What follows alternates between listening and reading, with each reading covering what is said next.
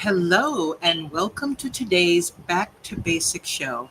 I'm Rico Burton, the AARP's representative and volunteer with you today hosting the show. Now, AARP is the nation's largest nonprofit, nonpartisan organization dedicated to empowering people 50 and older to choose how they live as they age. With a nationwide presence, AARP strengthens communities and advocates for what matters most to the more than 100 million Americans that are 50 plus and their families. This includes health security, financial stability, and personal fulfillment. AARP also produces the nation's largest circulation publications, AARP the Magazine and AARP Bulletin. Now, AARP reminds you to stay connected with your family, your friends, and your community. It is essential to stay healthy. This month provides an opportunity for AARP to foster and encourage social connections, helping individuals feel more supported and connected. In doing so, AARP offers a range of opportunities to build and maintain relationships in your life. You're going to see a URL that comes across the screen at the bottom, and make sure you visit there for some tips, some tricks, and some wonderful resources. Today, we are going to be talking about meditation with Coach SheriAnne. She's going to explain to us the benefits of meditation and some varying kinds of meditation. So we'd appreciate it if you have any questions to put them in the chat, and she'll get to them if she can. And if not, she will circle back and answer you later on. And also let us know where you're coming in from. We like to see that people are tuning in from all over the country. We appreciate you and thank you for being here. Hey, Coach, how you doing? I'm good, Lady B. How about you? I won't complain. We're in full summer swing here. It's definitely decent triple digits. So, It's toasty. Yes, I have an air conditioned person coming to my house today because it's not cooling. oh no, Yes. It could be that is worse. the worst. It Yeah. could be worse. Let's hope it gets fixed. Yes. But yeah, so maybe you'll be meditating today. Yes. Yes, indeed. But meditation is such an interesting topic, I find. I find that people want to understand more about it, know how to do it, how to get started, why should they do it? Because we live in just such a fast-paced society, instant gratification, just go, go, go, go, go. People take pride and ownership of doing the grind, and that's great. But at the same time, if you're not taking pause and taking care of yourself, you're there's no sustainability in the grind. Eventually it gets you. And so it's important to have balance. And that's one of the biggest things that meditation can offer you is just some better balance and achieving not only external peace, but internal peace. It helps you find awareness and your own body and your own health. And it's being learning how to be an advocate for yourself, because the more in tune you are with your body, the better you can be an advocate for yourself and your health as you age. It helps alter your consciousness. They've done a lot of studies figuring out that people that actually meditate have denser brains. That because you are forming neuron connections, which help, it lessens your chance of age-related loss of function, whether it's mental or physical. So there's a lot of benefits. There's a lot of science behind it, and it's really important to understand the benefits of it so that you can be more inclined to participate in it. Um, and people that meditate have a massive reduction in stress. And a lot of that is due to the awareness, because it also helps reduce our cortisol, because when we're in a stressful lifestyle, our body is constantly releasing cortisol because it thinks you're in a fight or flight situation. And even though you may not be in a fight or flight, when you create stress in your life, whether it's from work, relationships, wherever it's coming from, your body doesn't know the difference. It just knows that you're in a stressful situation. So it's releasing cortisol, which increases a lot of inflammation, a lot of visceral fat that can really just suffocate your organs. So it just helps tamp down your stress levels. It can also help with people that have IBS, irritable bowel syndrome. And because there's a true connection between gut and brain. Your gut is your second brain. And so it really helps reduce that. It helps with anxiety. It helps with if you're suffering from PTSD, was post traumatic stress disorder. And there's now little c post PTSD, which is chronic post traumatic stress disorder. And so it can help with all kinds of things like that. It's been proven to lower blood pressure. So if you are having a situation where all of a sudden your blood pressure spikes, learning, and we'll get into types of meditation later, and you'll find that as I go through and share types of meditation, not medication, but meditation, you will find one that kind of fits for you. And because not all meditations work for everyone. And that's the beauty of finding something that works for you. Because what works for me, I know, because I know Lady B enough, what I do for my meditation, she's not going to do. And you'll know why when we get to it. Absolutely. Well, and I'm sure you're probably going to tell us, but I'm just very anxious to know what is a good definition of meditation? Oh, excellent. Yes. Well, it's so meditation is a habitual process that is training your mind to focus and redirect your thoughts. So it is a habitual process. In order for it to have the most biggest bang for your buck is create a habitual process. And how you can do that is look at your day. Everyone's day, yes, life happens and life pops in and can derail you, but for the most part, every day almost looks the same, almost. And so pick a time that works for you. For me, it's first thing in the morning because I like to start my day on the right foot, and it just helps me do that. For some people, it's best to meditate at night because if they are looking for if they're struggling with sleep, because meditating can actually improve your sleep. That's one of the other benefits. So there's people that will meditate at night to just calm their brain so that they can have a better night's sleep. But yeah, so it's a habitual process. So part of it is finding where to fit it in your day. But then you can have one-off meditation, situations where if you're getting ready to go into a board meeting and you know it's going to be a stressful board meeting, you can have a quick 2, 3, 5-minute meditation moment to just calm your nerves, clear your head, and set your intention for that board meeting. So you can have one-offs like that, but I will encourage people to find a time in your day that's going to allow you the opportunity to create this habit, because as you do it, the more you do it, the easier it becomes. But if you've never been a meditator, it definitely is unusual at first. And you'll find that because at the very end of the show today, we will go through a quick 5-minute meditation. It's a positive energy meditation, but I'll walk you through it, and you'll be able to see how people, if you've never meditated, how you can work through some of the struggles that you think you might encounter. And so, but yeah, I think it's one of the things that not enough people do. It'll help promote emotional health because it gives you the opportunity to look at situations a little differently and have a different perspective.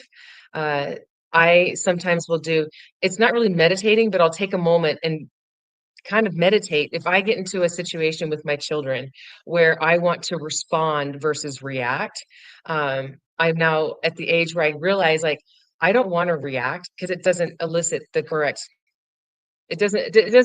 best response from them or situation. So I now will take a moment and be with my thoughts because it helps my emotional awareness and my emotional health to respond to a situation rather than react to the situation. Um, it's going to help you lengthen your attention span. You'll be able to maintain your thoughts better because when you learn to sit with your thoughts, it helps you in every area of your life with your attention span. Um, it can help generate kindness, believe it or not, because it allows you the opportunity to remove judgment when you sit with your thoughts.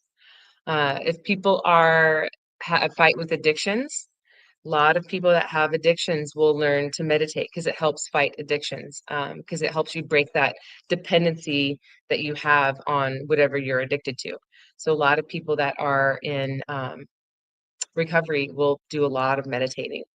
I already said it improves your sleep. And it can, if you're dealing with chronic pain, meditating can actually help you manage your pain better because it changes your state of mind and your perception of the pain. It can give you the opportunity to look at the pain externally and not have it impact you as much. Like, this is something that's just happening to me, and you're looking at it like it's not part of you. Um, so it can help with a lot of, if you're dealing with chronic pain. So it can help with that. And really, the fun thing about meditation, my last benefit of it, is you can do it anywhere. Anywhere. You can do it in your car, you can do it in your bed, you can do it anywhere at your desk. You can do it at the grocery store. If you run into someone that's not kind, you can sit there and do a quick little mantra to yourself so that you don't lash out at this person. And it provides you the opportunity to have a perspective and show kindness when someone's not being kind. But yeah, you can do it anywhere. So, do you meditate, Lady B? I'm so sorry you asked me that question. um, Why? well, Why? because it takes me into a completely different realm. What I do, I guess I don't call meditation. I call it prayer. And I pray, and for me that means taking the time to relax myself and to relieve my mind of any cares or anything else from the day, and then being quiet with myself, with my thoughts, so that the Lord can speak to me. So that's a little different, I think, than what you're talking about. But Actually, it's not. That's one of the types. So we can dive right into the types. So that is actually one of the types of meditation. It's a spiritual meditation. So it's very similar to prayer, like you said. It's usually done in silence. Some people will do light a candle or have essential oils to heighten the experience. Um, like if you're Catholic and you go, you light a candle. So there's prayer. So don't be sorry. Please don't ever be sorry. Because even that's the beauty of meditation is it doesn't have to look the same for everyone. And so it's it's how you connect with yourself most importantly, and connect to your higher power as well. So yeah, spiritual meditation is actually one of the types of meditation, and I'm it's so very glad to hear you say that. I really, really am, and I dreaded going into it because there's in the in the communities there's a lot of different conversations about it. Some people find it's more too new age, and they want to make sure, is it biblical? Is it this? And so it just brings up all those kind of conversations instead of going and umming and oming and doing whatever go to. So that is why I said, here we go. But I'm so happy to hear you say that one of them is actually called spiritual meditation. So yay, it gives us an yes. opportunity to change the perception and the perspective, the way that we view it. So thank you. Yes, yes, absolutely. Because everyone, and believe it or not, everyone prays to a certain extent. I mean, everyone does. And who you're praying to is your choice, and so, but everyone does that. I don't know a soul that does not ask for help or for forgiveness. And so or guidance. So yeah, absolutely. It's definitely one. One of the most used coin words for meditation is mindfulness, and that is one of the types of meditation as well, is mindfulness, and it is the most popular coined word when it comes to meditation. And mindfulness, and the reason it's so easily used is because it's one that people can actually easily attach to and and see themselves doing, because really what you're doing is it's awareness of yourself and awareness of your thoughts. And that when I walk people through a mindfulness exercise, because people have all kinds of thoughts always ruminating in their head, coming and going, sometimes sitting and taking a lot of real estate in their brain. And so what I do is what I help people with is to kind of empty their brain out, is I have them visualize a stream. It's fall time, they're in the where there's a lot of trees, leaves are falling. And as they fall into the creek or stream, these leaves like float by. And every time you see a leaf, you give it a thought, and then you just watch it float on by, and you learn to let those thoughts come and go. Let it come and go, and they don't take up real estate in your brain. Because sometimes when you have these thoughts that aren't the best and they take up real estate in your brain, they can really take a lot of bandwidth and a lot of energy. So mindfulness provides people the opportunity to just recognize their thoughts, but release them at the same time. And in mindfulness, we really focus on um, just looking at your thoughts as an external thing. You know, they don't have to be connected to you. Because sometimes we have thoughts that we need to release right away. That's why I was over here kind of laughing to myself when you were talking about the leaves and as the leaves fall and do it. And I was start, this is so awful. Y'all pray for me. And I was thinking when one of those leaves falls, that remind me of somebody. I'm stepping on that leaf. And that's not, Absolutely. not That's what what you I'm saying. Like sometimes I'll have a thought somewhere and I'm like, nope, I need to let that one go. Mhm. But I don't want it coming back again, so I'm stepping on it. I get it. I totally get it. Jeez. But yeah, so that's one. Another one that's highly used also is called focused meditation. And how that works is we're focusing on all of our five senses. So you're focusing on what you see, what you smell, what you hear, what you taste, what you can touch. Um, and sometimes I will encourage people that are struggling with meditation, try doing focused meditation when you're cooking, because all five senses are heightened when you're cooking. You can hear what you're cooking as it's sizzling or boiling or whatever. You can smell it. You have the opportunity to taste it. You're touching it. So there's all kinds of senses that are really heightened when you're cooking. There's, if you're doing a focused, you can also use, a lot of people will use like mala beads or a rosary bead, so it's because for each bead, you're just thinking about a different sense and how it affects you. So focus is also a good one to make you bodily aware as well. Now, help me Yeah. understand just a little bit. How is mindfulness different than focused? So mindfulness is thinking about your thoughts, and focus is thinking about all the different senses and what you're feeling attached to each sense, what you're seeing, what you're smelling, I what you're see. hearing. What is sense? Okay. But I was mindfulness is about thoughts, because sometimes I will have, my brain is like a pinball machine. I'll have these thoughts like bouncing all over the place, and it's impacting my ability to focus and have bandwidth for what I need to do. So I'll do a mindfulness exercise to just get those thoughts pretty much flat and out okay. I thought mindfulness had to do more with awareness and being conscious of whatever. of your thoughts. Okay, thoughts. And then the other one has to do, it's more sense related. Got it. Thank Yep. you. Yep. Yeah, yeah, absolutely. Absolutely. And like focused, another type, so I'll just dive right into this one. So like focused, another one is progressive relaxation. So progressive relaxation is doing a body scan. So it's similar to being focused on your senses, but it's more about doing a body scan. So this one I recommend for at bedtime. And once you get in bed, just think about the hairs on your head and then just do a whole scan down. Think about how tense your neck is, like tense it and then release it, tense it and then release it. Same with your back, like every muscle from tip of your head down to the bottom of your feet, even like curling your toes and really tight and then releasing them. So just doing a full body scan, and that's progressive relaxation, which is very similar to focused, but it's pretty much just your body, and feeling everything in your body and then releasing it. My favorite form of meditation, though, that I use religiously every day is movement meditation. And that is because I'm a very physical person. I like moving my body. I like pushing it to the limits.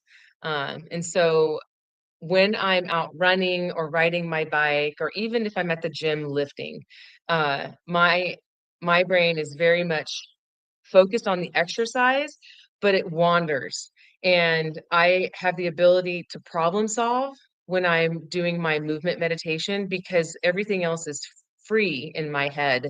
And it, so movement meditation is really good for me, because if I am struggling with something, I'll go for a run and I'll come back with a resolve, almost hands down every time. And I got to the point when I first discovered this, I would actually take my phone with me and I would put the voice record on and I would just talk to my phone. And but now I don't have to do that. And I would listen to it afterwards and I would make notes and journal. But now I just get to the point where I don't take anything with me and I just ruminate and let my brain wander and I figure things out and it's great. So movement meditation for me is my favorite, my all-time favorite. That's why I said, I'm gonna tell you, Lady B, and you're gonna be like, nope. I think it's wonderful and very admirable. Good for you. But yeah, that's, I mean, I use a lot of different forms, but that one every day is hands down a definite. Um, so another form is mantra. And this is going back to what you were kind of talking about earlier. And it's when people are making a repetitive sound or saying a repetitive word or phrase. And the thing behind having a mantra is it clears your mind of everything else, and all you have is this one word or this one saying that you're saying. Um, and so when I used to compete really intensely, I would have a mantra that I would say to myself at the beginning of the race, during the race when I was struggling, and it would clear my mind of all the negative thoughts that are bouncing around, and it would just propel me forward in a positive direction. So that's a good one if you're um, really wanting to clear your brain also of just negative thoughts that beat you down. And so the difference between this and mindfulness is in mindfulness, you don't have a phrase or a word that you're saying constantly over to clear your mind. You're actually being very conscientious of your thoughts. So, like I said earlier, like you're going to possibly potentially try a lot of different forms of meditation to see what works for you because everyone's different. Um, but this one, it's, sometimes mantras are good to help send you down a certain path. And similar to mantra, the next type of meditation is transcendental. And this is the one where people are being like, they're doing that. They're doing a mantra that really has no meaning or purpose. And so the transcendental, this one doesn't ever fit into my meditation repertoire. Um, it's to me, it's like one that's just completely blank, but some people like it and they prefer it. Uh, for me, it's not, it doesn't resonate for me, but for a lot of people it does, but transcendental. Um, and so the next one is loving kindness. And this one can be connected a lot to mindfulness. But the loving and kindness meditation really focuses on helping you to release anger and resentment and really letting go of that. So this is a very specific type of meditation that really helps people deal with trauma and the anger and resentment that they have attached to that. Or if they're just a person that has a lot of anger in their life and they're wanting to release it so they can express love and kindness. Because I'm telling you, if you have negativity in your life, you will find yourself sick a lot because your body just doesn't like it there at all. Now, Pat is Uh, wondering whether or not a mantra is good for helping with weight loss. And thanks for that question, Pat. Absolutely, because you can have a repetitive phrase or word that's, encouraging you to stick your path. Because if you're on a path of weight loss and you have habits that pull you back, in a negative direction, and you're trying to move forward, that mantra you can use every day. If you're going to the fridge and opening up the fridge because you think you're hungry, have that mantra there to remind you to close that fridge and go get a glass of water with some lemon in it. Um, so that mantra will definitely help move you forward in the direction that you want to go in. Absolutely. Absolutely. The last one, and then we're going to dive into our meditation. But the last one is visualization. And this is one I've used a lot too in my life. And a lot of athletes use it. So they visualize everything that's potentially going to go wrong and everything that's potentially going to go right in an event so that they can navigate that event in a positive manner. But visualization can be very powerful because it already puts you in the space of, you know, what could potentially happen so that you're well prepared. So for those of you that are here, I'm excited, and I'm going to just put on a little bit of music, and then I'm going to walk you through a 4 to 5 minute meditation, and then we'll close the show. So are we ready for this? Get my music going. I hope you can hear it. Can you hear it, Lady B? No, ma'am. Can you hear it now? No? That's a bummer. I probably should have given it to. All right. Well, we're going to go ahead and dive in because we're running out of time. So I want you to begin by getting into a comfortable seated position. Let your sit bones feel balanced on either side. Have your spine sit tall and straight. Roll your shoulders back slightly to open up your heart. Let your palms rest in your lap, facing open, and lovingly close your eyes. And if you're not comfortable closing your eyes, that's perfectly okay. But this will heighten your experience if you're able to close your eyes. Begin to tune into your breath, feeling a sense of expansion as you breathe in, feeling your stomach and rib cage expand. And as you breathe out, feeling a sense of release. Belly and rib cage expand as you breathe in, and contract your rib cage and belly as you breathe out. Throughout the course of this meditation, if you ever find your mind wandering, it is perfectly okay. Just return your thoughts to your breath and the words you are hearing. Allow yourself to welcome in positive energy into your room. Invite the positive energy to purify, cleanse, clear, and remove any still stuck lower energy in your belly. Allow yourself to feel the positive energy. You may feel a lifting, a rising, a cleansing. Just stay connected to this feeling. You may start to notice a change in the feeling of the energy in the room around you. With this change, invite even more energy into the room, welcoming in this loving, positive energy. Notice the feelings you're experiencing intensifying. Everything is being lifted up. Your vibration is rising. The vibration of your room is rising, and you feel this happening. Now invite this energy inside your own body. Feel it enter in, sending loving, positive energy all throughout your physical being. Tune into the sensations this creates. Feel your energy rising and the frequency lifting up. You may stay with this feeling for as long as you wish. And whenever you're ready to end this practice, do so by really taking your time. You can roll your shoulders, wiggle your fingers and toes, and as you slowly open your eyes, carry this uplifted positive energy with you for as long as you can throughout the rest of your day.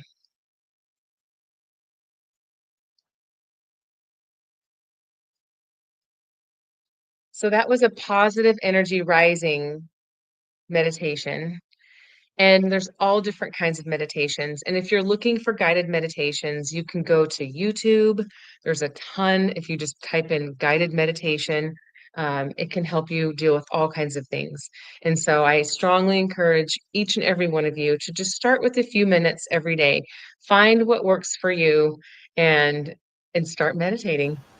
Wonderful. Thank you so much for sharing those things with us today. As I was listening to you, what came to me is there may be different meditations that work for me in different contexts and different situations. And so one thing may not work all the time. I may need something else at a different time. So hopefully you all have learned some things and will explore some things. Go to the website that was shared earlier. And Dawn put, our producer, put in the chat a place for you to go back and take a look at some of the past episodes. Pat, you asked, could this be reviewed or seen again? Absolutely. Absolutely. So please feel free to go there and watch again. And we look forward to seeing you with us next time. Take care and God bless.